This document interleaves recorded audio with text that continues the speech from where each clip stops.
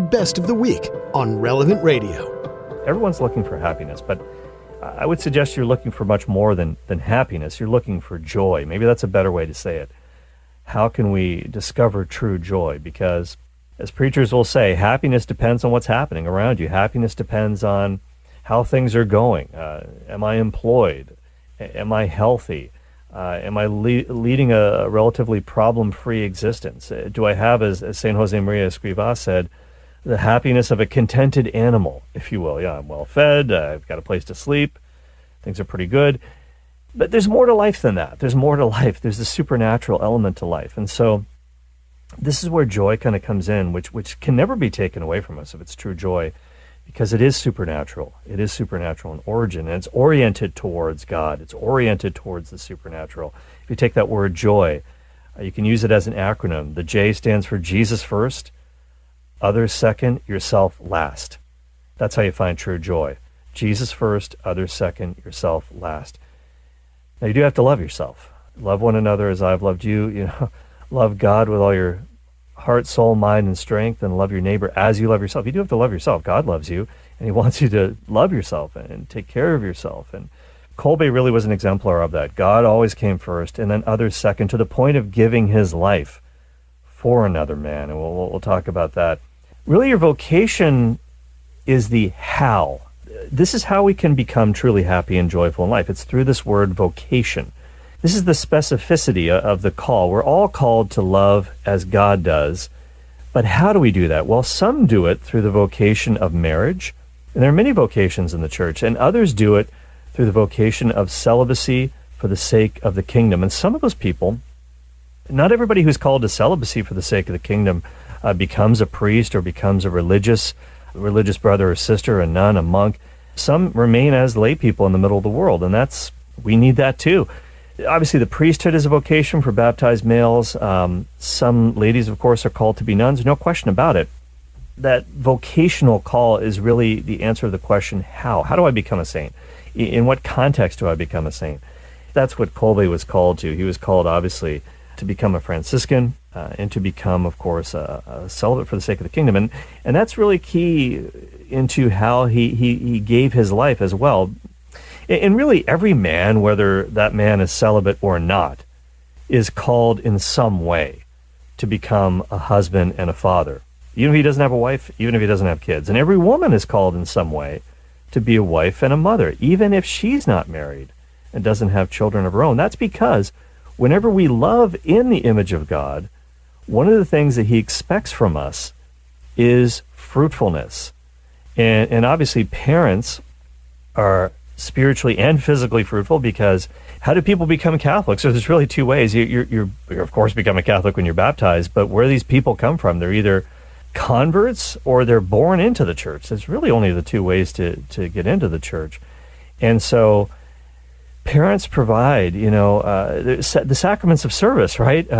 The priesthood, parenting, marriage, because God loves life and he wants more people in his church. No question about it.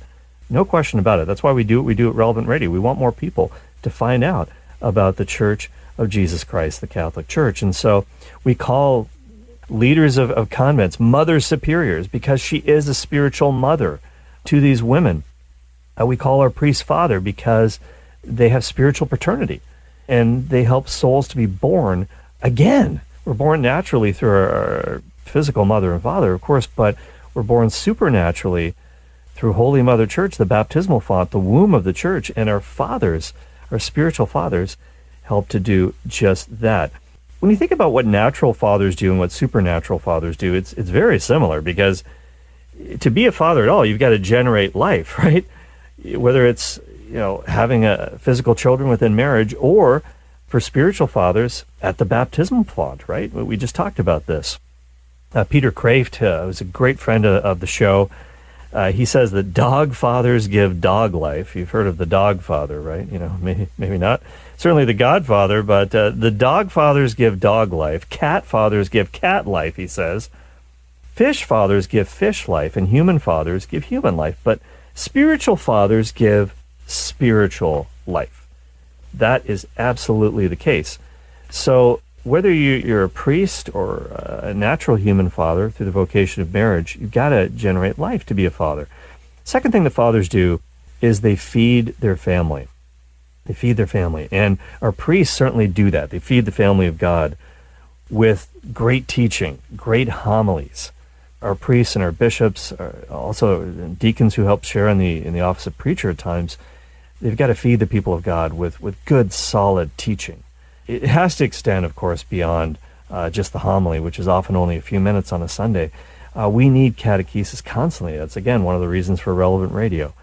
But a father not only generates life, but feeds his family. He also protects his family. The last thing that fathers have to do for their children, they've got to teach their children how to live. And Jesus said, greater love has no one than this, than to lay down one's life for one's friends. He said that in John 15, verse 13. And St. Maximilian Kolbe, of course, he knew and he lived this truth, a Franciscan priest in World War II Poland. I want to fast forward a little bit, of course, to the end of his life, the very well-known event in the summer of 1941. Now, Maximilian Kolbe had been arrested by the Nazis and had been thrown into prison in February of that year. But during the summer, an event really terrified the entire camp of Auschwitz, where he was imprisoned. One of the prisoners escaped, and that prisoner escaped from cell block 14. That was Father Maximilian Kolbe's cell block. Consequence of a prisoner escaping from Auschwitz was very well known to everyone.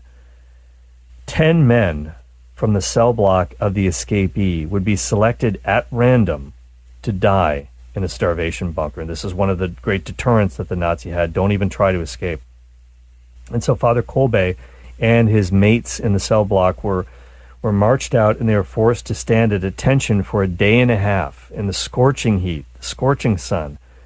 Virtually no water was given to them. They only had one very small meal during that entire time. So they were obviously their nerves were frayed on edge, because all of them were thinking, am I going to be the one thrown into the starvation bunker? And finally, Commander Fritsch came to select the 10 men. Now, this guy was absolutely brutal. He picked out the 10 men who would die. One of the men who was condemned was named Sergeant Francis Gajonacek, was a married father, and when he was selected to die in the starvation bunker, he immediately started to break down in tears, and he knew that he would never see his wife and children again, or so he thought. Maximilian Kolbe, Father Kolbe, actually broke ranks, and everyone could not believe that he would do such a thing. He was at this point, he was already emaciated. He was rail thin, and he broke ranks, and he walked directly up to the imposing Commander Fritsch. He took off his cap, and he stood at attention before him. And the commander said this to him. Commander Fritsch said, "What does this Polish pig want?" And Father Kolbe very humbly replied, "I am a Polish Catholic priest, and I am old, and I want to take this man's place. I want to die in his place because he has a wife and children." Commander Fritsch was actually shocked. He was at a loss for words, and he actually agreed to it. He actually agreed to the switch. And so they were sent to the starvation bunker, and Father Kolbe lasted for quite a long time, and he prayed with those who were dying. He comforted them. There are reports that are extant from Auschwitz that the starvation bunkers were often filled with the sound of hymns being sung, prayers being recited.